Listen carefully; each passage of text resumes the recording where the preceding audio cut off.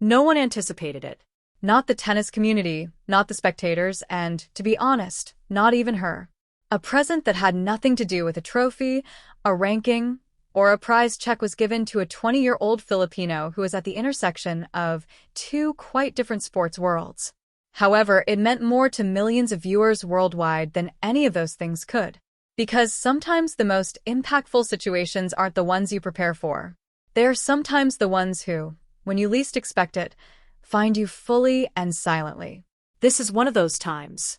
And if you think you already know this tale, hold on, because the part that caused the internet to go utterly crazy hasn't even begun. You must return to neither a tournament nor a ranking milestone in order to truly experience the impact of what transpired. You must return to a 13-year-old girl who is standing in Quezon City, Philippines, with a packed bag and a choice that most adults wouldn't have had the guts to make. Alex was traveling across the globe to learn at Rafael Nadal's Academy, one of the world's most prestigious and challenging tennis schools, at a time when most children are still figuring out their lunch table. Consider the true meaning of it. To pursue something her nation had never seen, she left behind her language, her cuisine, the streets she grew up on, and the everyday warmth of her family. In the Philippines, tennis was not a popular sport. It was all about basketball. Boxing was legendary. On a lazy afternoon, you happened upon tennis on a satellite station. However, Alex chose not to pursue what had already been completed. She pursued the unfinished business. And she delivered in ways that no one could have imagined. In the junior rankings, she rose to the second spot in the world. In the age of 16, she lifted the trophy in the 2022 U.S. Open, making history as the first Filipina to win a junior Grand Slam title. The clips quickly went viral on all platforms as she took the stage and spoke to the audience in her native Tagalog.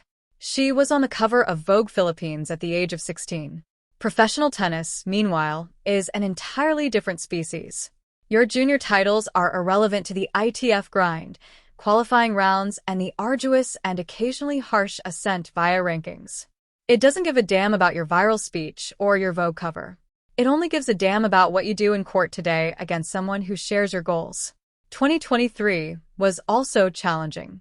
2024 was more difficult. Miami 2025 followed. And everything changed. Alex, who started on a wild card and is ranked 140th in the world, dominated the draw with the kind of bold first-stroke tennis that takes the entire tour by surprise. Grand Slam champion Yelena Ostapenko was defeated by her. Madison Keys, the 2025 Australian Open winner, was taken aback by her.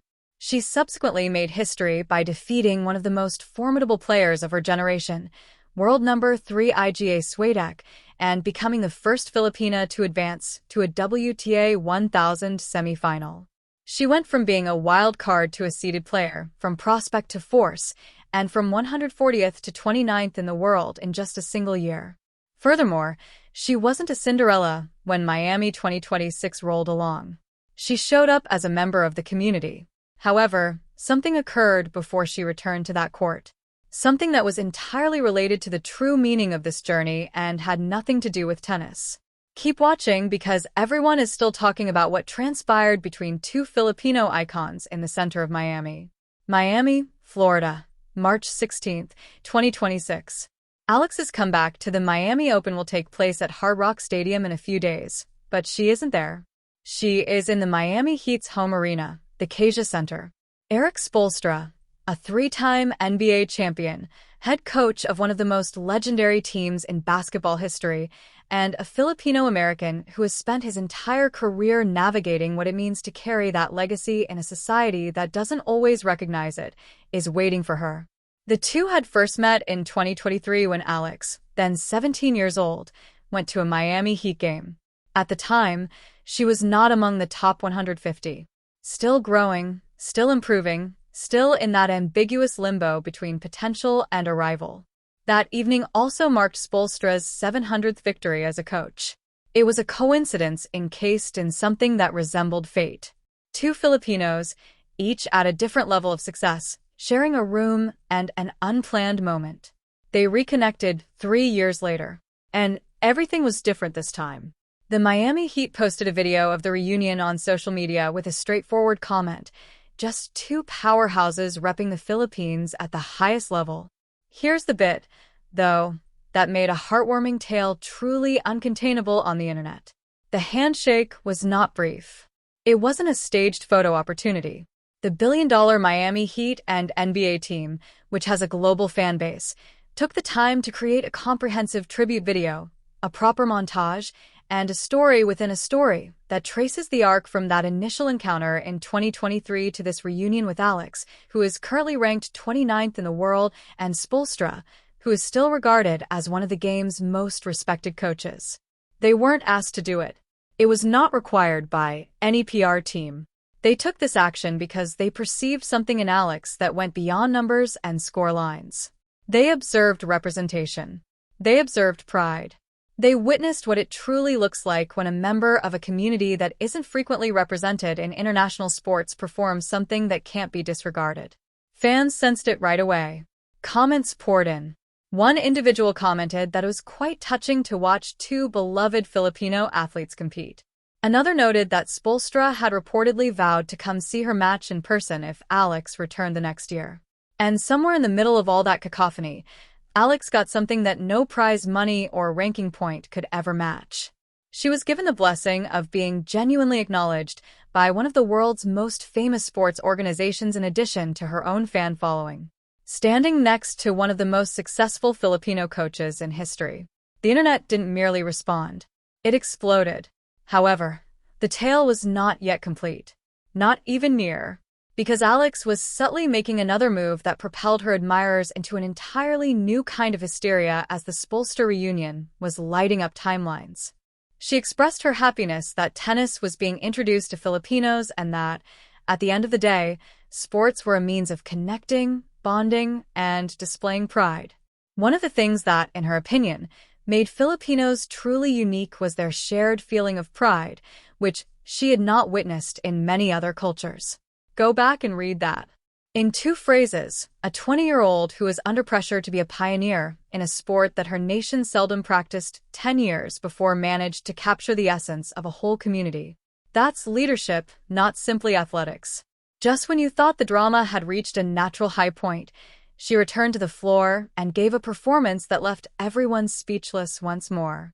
Hard Rock Stadium, Miami, March 19, 2026. Now seated in 31st place, Alex leaves for her round of 64 encounter. She was a wild card who shocked everyone a year ago. She has a first-round bye today. She had given up on the dream. She is standing up for it. Laura Siegend, a 38-year-old German veteran who has been competing professionally for longer than some of the younger players have been watching the sport, is her opponent. Siegend is not to be disregarded. She is not a stepping stone, and throughout a game that lasted 3 hours and 20 minutes in the Florida Heat, she had Alex struggle for every point. Alex emerged quickly, taking a 3-0 lead and appearing to be someone who had done this before. Siegend, however, slowed down, prolonged a game into 10 minutes, and steadily recovered to tie the set at 3 games apiece. There was real suspense in the final moments. Alex entered this tournament with 390 ranking points that expired the moment the draw started, so losing the opening set in a tiebreak is more significant than it may seem. Points that account for about 25% of her total rating. In that particular event, losing that set may have been the start of something more sinister. The pressure was genuine. However, Alex is not the type of player who falters under duress. She is the type of person who can handle it. Early in the second set, she broke Siegend. In the third, she shattered her once more. She trusted her game, kept the tempo under control, and prevailed. And this is what she said to the media after spending 3 hours and 20 minutes in the Miami Heat against a 38-year-old doubles Grand Slam winner who refused to make it simple. Although it was mentally and physically taxing, one of her objectives following the tournament the previous year was to get better physically. She immediately grinned and remarked that she felt as fresh as a blossom, as fresh as a flower. After all of that, nothing will tell you everything you need to know about Alex, if that line doesn't. She went on to say that coming back to Miami in the third round after arriving as a wild card the previous year demonstrated how much she had developed both personally and as a player. Here's the problem, though. Even though the victory was stunning, it wasn't the biggest tale that awaited her. What will happen next? What's in the round of 32? What is at stake for her ranking? This story really takes off when you consider what it all means for the course of the entire voyage. The player Alex memorably upset in the quarterfinals of the previous year, Magdalene, her next opponent, had just eliminated world number 3. Beneath all of this is the harsh maths of the WTA's rolling ranking system, which has tightened the bracket and increased the stakes. With each victory, she strengthens her position, and with each defeat, she runs the risk of falling back outside the top 50. Now that everyone in the tennis world is fully aware of what she is capable of, she is defending the most significant outcome of her career. She can no longer rely on the surprise factor that got her through Miami in 2025. All of the opponents have seen the movie. Each coach has charted the trends. Instead, she possesses something more durable and uncommon than surprise. She has faith, but it's the kind that has been developed via testing and emerging from it, not the naive kind that results from never being tested. Compared to a year ago, her serve now has more diversity and location. She is now more tolerant of lengthy baseline discussions. In the crucial times, she is more cautious, more measured, and more dangerous. The player that stunned everyone as a wild card is not the same one. Everyone on tour is aware that this is a more fully realized version of her. Here we are, then. On the eve of her greatest tournament of the year, a 20-year-old from the Philippines got back together with a Filipino-American NBA legend. A TikTok debut that turned into a cultural phenomenon.